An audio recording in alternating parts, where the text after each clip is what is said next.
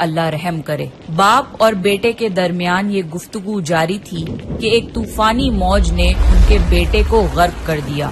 جب نوح علیہ السلام کے سامنے ان کا بیٹا غرق ہو گیا تو ان کی آنکھوں میں آنسو آ گئے اور وہ پکار اٹھے، اور تو نے مجھ سے وعدہ کیا تھا کہ میرے گھر والوں کو نجات عطا فرمائے گا، اور تو تمام حاکموں میں سے بہتر حاکم ہے، لہٰذا یہ ناممکن ہے کہ تیرا وعدہ پورا نہ ہو۔ اللہ نے فرمایا، اے نوح، وہ تیرے اہل سے نہیں تھا کیونکہ وہ کافر تھا۔ کفر نسب کو ختم کر دیتا ہے۔ اللہ نے نوح علیہ السلام سے فرمایا کہ آپ ہرگز وہ چیز نہ مانگیں جس کا آپ کو علم نہیں۔ نوح علیہ السلام یہ بات سمجھ گئے اور فوراً اللہ سے توبہ کی۔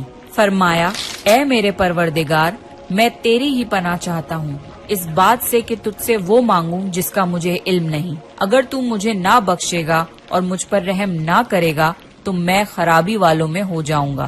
کشتی نوح علیہ السلام اور ان کے ساتھیوں اور سارے جانوروں کی نسل کو لیے پانی کی تیز لہروں پر بلندی سے چل رہی تھی، مگر زمین پر موجود ہر چیز، انسان، جانور، پرندے غرق ہو چکے تھے۔ ان میں سے کوئی باقی نہیں بچا تھا، اگر کوئی بچا تھا تو وہ تھے کشتی والے۔ نوح علیہ السلام اور ان کے ساتھی 6 مہینے تک اس کشتی میں رہے۔ آخر اللہ کے حکم سے طوفان رک گیا۔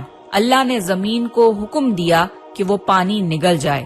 زمین نے سارا پانی نگل لیا اور زمین خشک ہو گئی، اور کشتی پہاڑ پر جا کر ٹھہر گئی۔